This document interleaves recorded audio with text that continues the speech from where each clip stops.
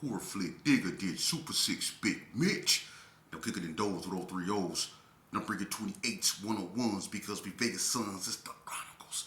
And you in the Meadowlands. Yeah, you in the Meadows, man. And you already know what made me. 530. What that mean? Oh, that boy's a desert baby. Oh, yeah. Hoop a dub, scrub, 22-inch gold Dana Danes. And look at it, man. Big Bolo Yang. I can never sit on my claims. Welcome to Vegas Chronicles with the whole Super 6, Mr. Digger Ditch Big Mitch. And today, like any other day, y'all know what we do. We kick action with factuals, with no additives and no preservatives. Just raw and uncut like what? Like some sausages and crackers. You already know. Shout out to everybody that's been rocking with my platform. Shout out to everybody that's been supporting me. You know, I've been kind of busy, you know, doing what I do, you know, and I'm finna get back up into this studio, and I'm finna start back, you know, interviewing people. Shout out to Suave Rob. Shout out to Jody Snow. Shout out to Minister Stretch. Those interviews are coming up. Y'all be looking out for those, man. They're going to be powerful, man. And I'm finna change the game when it comes to this podcast and when it comes to Vegas for the positive aspect forward. We going to do away with this negative garbage. We didn't have too much of that bull crap in our community and in our culture anyway. But let's jump right off into the conversation, man. You know, I answer questions as they are, you know, presented to me. And I got a question from a cat. He's a youngster. Shout out to Timothy. I don't know what they call you, but I'm going to call you by your real name. Your name Timothy, all right? I ain't going to say your last name.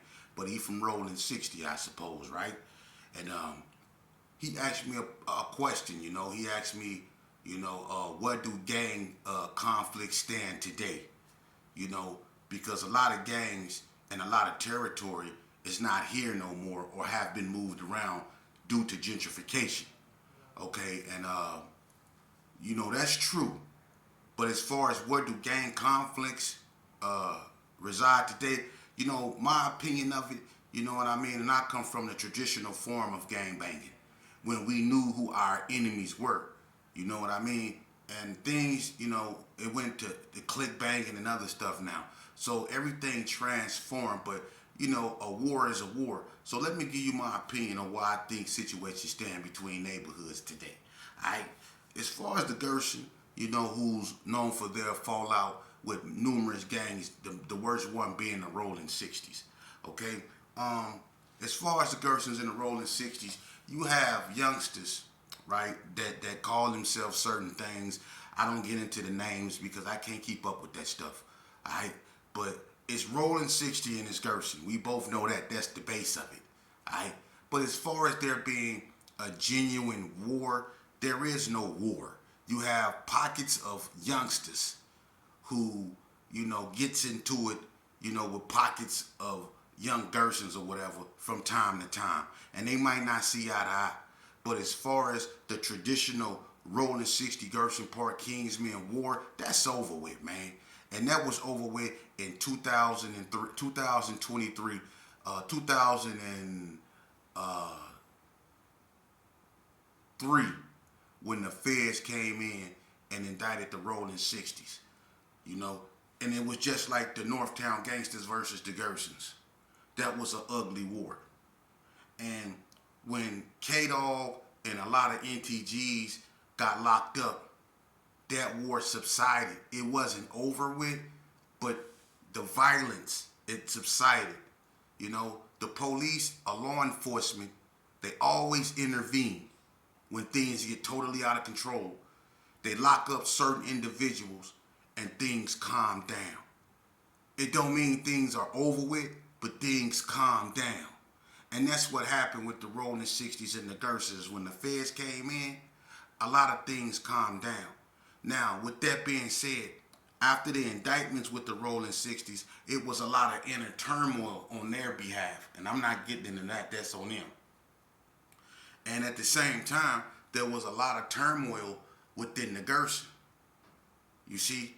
So, the police, law enforcement, along with inner turmoil, tore the gangs of Las Vegas apart because it don't matter where you was from. If you was out there banging and your neighborhood was making noise, the feds came and paid you a visit. And if your gang was out there really doing something, inner turmoil always tore your neighborhood apart. It didn't matter where you come from. So, youngster, as far as your question go, where do gangs, beefs reside now? I'm gonna be so 100 with you. Gangs beef internally more with themselves than they do with any other people.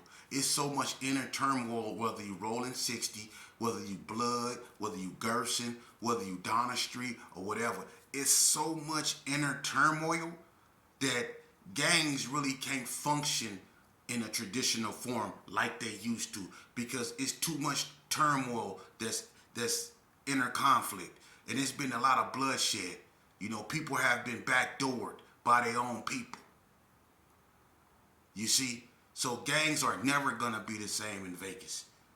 And due to gentrification, they're tearing down neighborhoods. They're tearing down the oldest projects in Las Vegas as we speak, which is Marble Manor, home to the West Coast Bloods.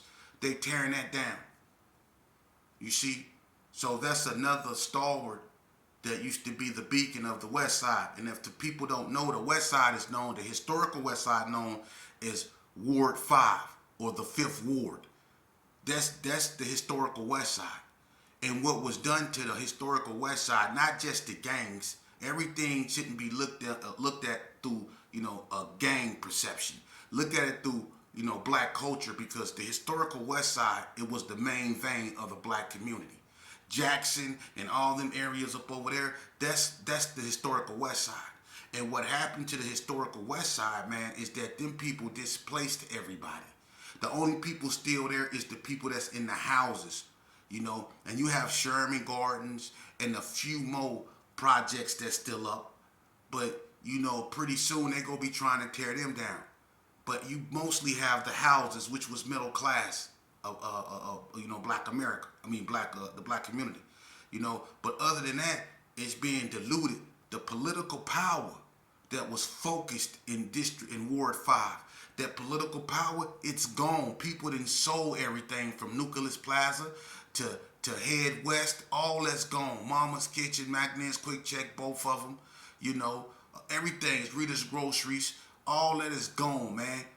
Everything is gone. Big 8, Larry Sight and Sounds, Jimmy's, even I think they sold Hair Unlimited.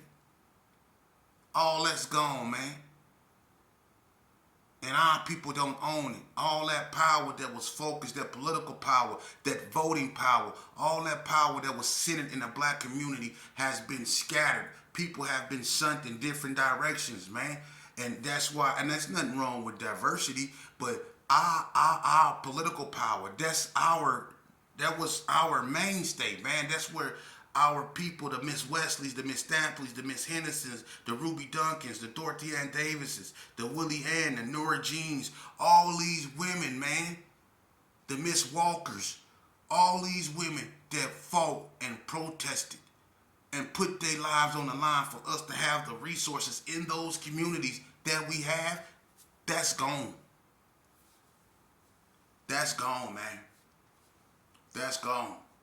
And the Hispanics are buying up everything. And it ain't just the Hispanics, but the Hispanics are buying up a lot of stuff. They're all in Crip City. They on 40 Block. They're in Vegas Heights. They're everywhere. I'm not saying that's a bad thing. But they're buying up everything. Look at Donna Street. Donna Street is mostly Mexican now. And I think the youngster, he even said it, that they wanted to rename it Cesar Chavez Boulevard after the great Mexican laborer.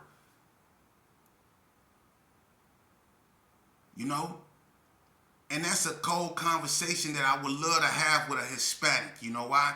Because I'm not saying, the Hispanics, migrating to the West Side is bad. People should be able to go where they want to go. The blacks and the Hispanics lived amongst each other in Northtown for years. We grew up together. We was in Elko together. Some of my best friends, Sergio Martinez, Big Cyclone from Little Locos, that's my Ace Coon Boom, him and his brother. Nelson Delgado from 28th Street, Rabbit, them is my brothers. I grew up with the Hispanics. Big Night Owl from Barrio Northtown, Eddie Salinas from Henderson. All these tiny from Little Locos. These was my partners, Droopy, Jamie Mendoza, rest in peace. That was my partner, Cricket, Danny Kavecki from Sanchucos. You know what I mean? Danny Boy from Sanchucos, Angel Boy from Sanchucos, Angel Boy from 28th Street. All these cats was my partners, man. I grew up with them, so it ain't no animosity. But when the Hispanics make inroads on the west side, you know, and they start to take over everything, which is what you see. And it's not bad because we didn't seize the opportunities that we have for a long time. Instead of taking the opportunities that our grandmamas fought for, we decided to get at each other's throat. You see? And I'm going to get into that. But the Hispanics took the opportunities we didn't, and they started buying up the houses we started losing.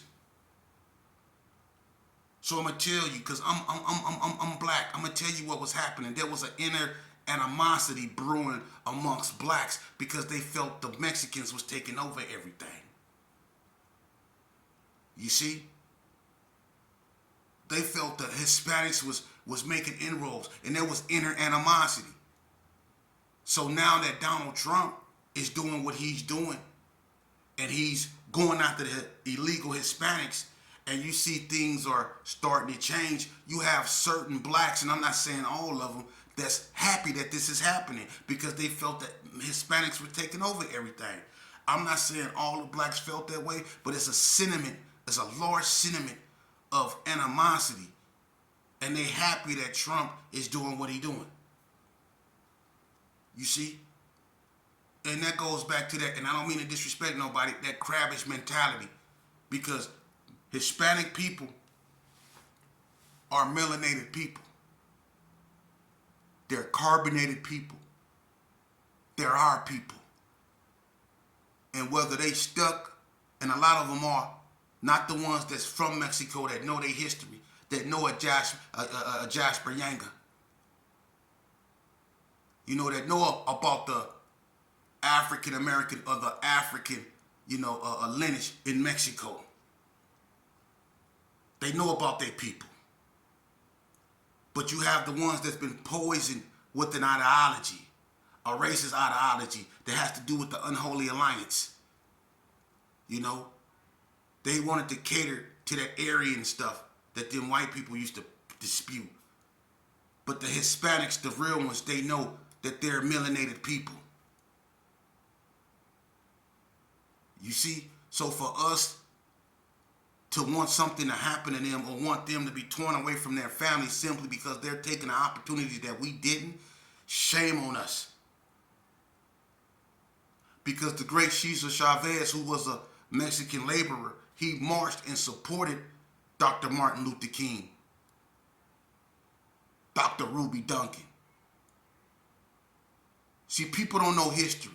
People don't know themselves. That's why they act like other people. That's why you have Serenos that want to act like Nazis, because they don't know who they are. You see?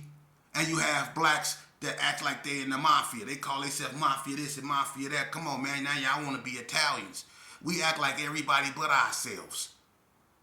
We call ourselves everything but what our mama intended us to be on this earth. And that's why we're in the state that we're in. The sickened condition that we're in.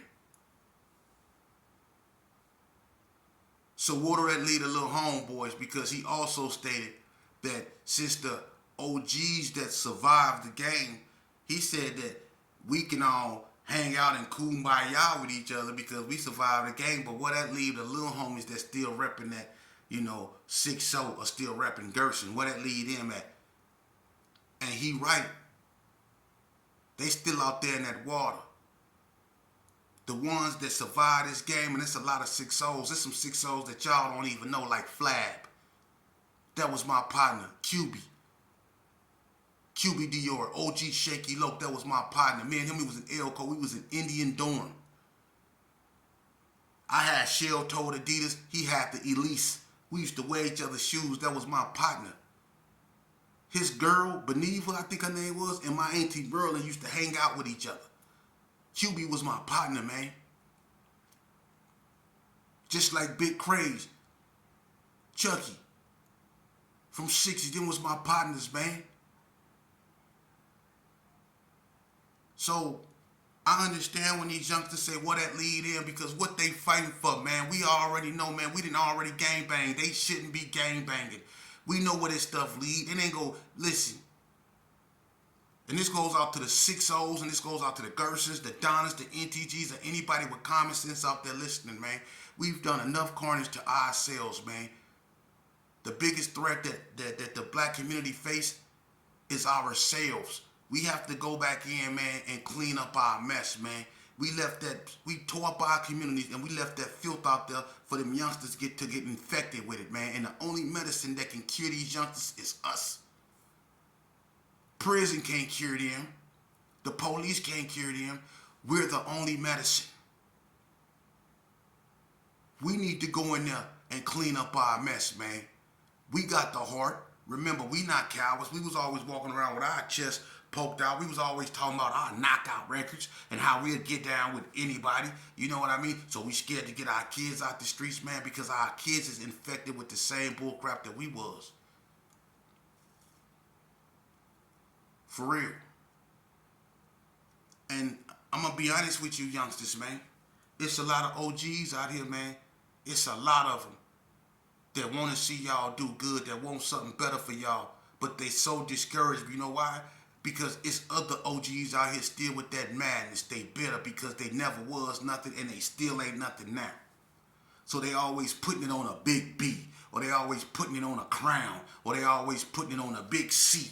You see, these cats right here ain't got nan tooth in their mouth, don't got no self-esteem, no common sense or nothing. They son don't respect them. They don't got common sense to go fill out an application to get a decent job, but they always hollering they're getting it out the mud. They don't respect women because half of them want to be a woman. Half of them want to be a woman. And then they go to prison. You think I'm lying? You youngsters done been to prison. Y'all done seen these cats go up there and lay up there with men. They treat the men in prison better than they treat their own women out here on the street. And y'all know I ain't lying, man.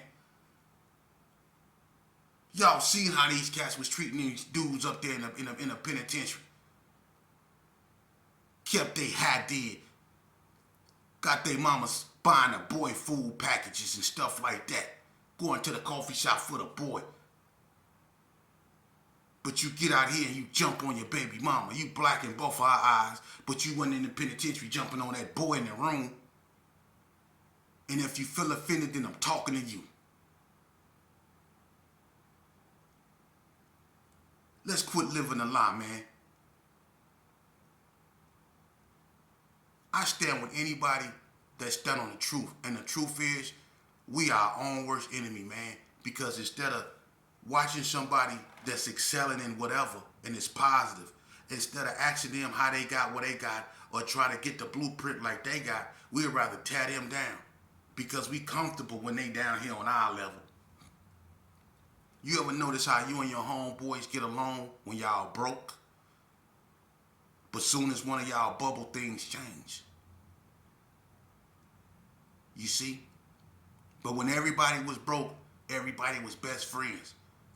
When it was 5 of y'all and y'all ain't had nothing but 2 pistols and y'all barely had bullets for that, and y'all only had enough money to go get y'all some hot wings and 340s, y'all split that. It was love. Y'all took turns taking a pistol home. You see, when y'all was struggling, y'all was wearing each other clothes. He wear your corduroys, you wear his Levi's. He got on your spot bills, you got on his gangster boots. Y'all was homies, huh? Yeah, y'all remember the summer sausages and crackers with the orange juice? Let me get $5 worth of summer sausages and crackers. Yeah, remember that? And you used just to open it up, put it on the hood of the car, and everybody used to just eat the summer sausages and crackers when everybody was broke. But when people started having money, you better not put no summer sausages and crackers on this car. You better not sit on this car. Matter of fact, don't look at it. That's how the homies start acting when they start having money. That's why I salute people like Poncho. People say what they want to say, but they never said nothing bad about him because he didn't let money change him. Poncho was the type of dude, I'm telling you, man, he was a real one, man, and they don't make him like that no more. And so was Donald Ray Page when he wasn't tripping. But these cats right here, man, they'll come, they had Kangos on. I'm talking about when that LL Cool J era was in. These cats was having major moolah, man. For real, was studying. You know, but these cats right here see you eating a sandwich and they want a piece and be serious about it. They'll wrestle you in their Louis Vuitton sweatsuits. They never forgot where they came from. Puncho stayed on that basketball court, man. He'd take that jewelry off and get on that basketball court, man, and get dirty. He never forgot where he came from, man. And that's one thing that Gerson had. You know? But just like, you know, everything else, you know, good things, you know, things go wrong. But it was people that didn't let money change them, and he was one of them. Flock was another one. Flock didn't let money change him. Him or Earl Woodlock, man. They stayed true to their roots, man. And they'll give you their last, man. And what I love about them, man, when you got a homeboy, you know, that you can walk up to that you know got a pocket full of money. Like Boom, she stayed on Bluff. I used to walk up to him, he used to have a pocket full of money. You know, cat washing his bins. Say, Boom, man, let me get $20 to go get me something to eat. He looked me right in my face and said, boy, you better take your ass in there and make you a sandwich. That's my brother right there, man. You better take your ass in there and make you a sandwich straight up. You see? Your homeboy would have gave you $20 and told you to get away from him. But your brother would have told you in there to go make a sandwich out of the same refrigerator he go in there and make him a sandwich out of. That's love. It ain't like that no more. So to the little 6-0 homie, man, check this out, homie. This the best advice I can give you. The best way you can represent rolling 60s, homie, is to get your son or your family, if you got that, and put that first and foremost, man. Do what you gotta do, man, to put food on the table for your child, man. Because you gangbanged, I'm pretty sure, enough so he don't have to. You can represent rolling 60 in a positive way, man. By going out there and doing it the right way, by showing your son, regardless of the situation or the struggle or what everybody else doing, he can still do right because it ain't about them, it's about you. You see? And what makes a man is his ability to stand up on his own. That's what make a man a real man. You see? Because we ain't got time to be rolling 60s and Gersons. We don't. These people is planning on coming in our neighborhood and doing us harm. So whether you Hispanic or black, y'all better make a decision, and y'all running out of time. Y'all seem to find enough time to antagonize each other, and I don't understand that. It's so much racial hostility going on in America between blacks and Hispanic when we should be standing together, but ain't nobody receptive to that. And that's why it's easy for them people to come in there and disrespect our mothers, disrespect our children, zip tie our children, throw them in the back of vehicles, and take them to places where we don't know because we don't stand together. But we quick to stand against each other, man. And that's a shame, man. And that's a shame, man. For real. And I'm going to tell you another thing about this game. You ever notice how when you become a major figure, say if you was a top gunner from your hood, right? And your name was out there. You notice how every time a top gunner get knocked down, you know, 90% of the times, it's one of his own homeboys that done it. You see? That's how it always ends. You can become so untouchable from other people. You can become so treacherous to other people that they can't touch you, but it be the cat that's standing on the side of you that get you. Remember who told on Jesus. His own cousin, Judas. It's always the person on the side of you that get you, man. So to the little rolling 60 partner, you know what I mean? Don't be so focused on people you perceive your enemy from without, because the enemy 9 times out of 10 is within. So don't watch the people out here. Sure, be on your P's and Q's, but you better watch the person next to you, man. That's the best advice I can give to you, man. And get up out them groups, man. Get up out them gangs, man. Because when you hang around a group of people, whether you know it or not, you ain't doing nothing but posing for a camera, because somebody taking a picture of you. For real. And like you said, youngster, it's tribalism. You're right. It is. And black people, just like Hispanics, are tribalism. And that's sad. Because in tribes, normally they have a chief. And that's what's wrong with us. It's too many Indians and not enough chiefs. For real. So what we need to do, number one, is we need to step away from each other, man. Look in the mirror and decide what we gonna be. Because a lot of us want to be something we could never be. Y'all want to be gangsters. There's no such thing. Try being yourself.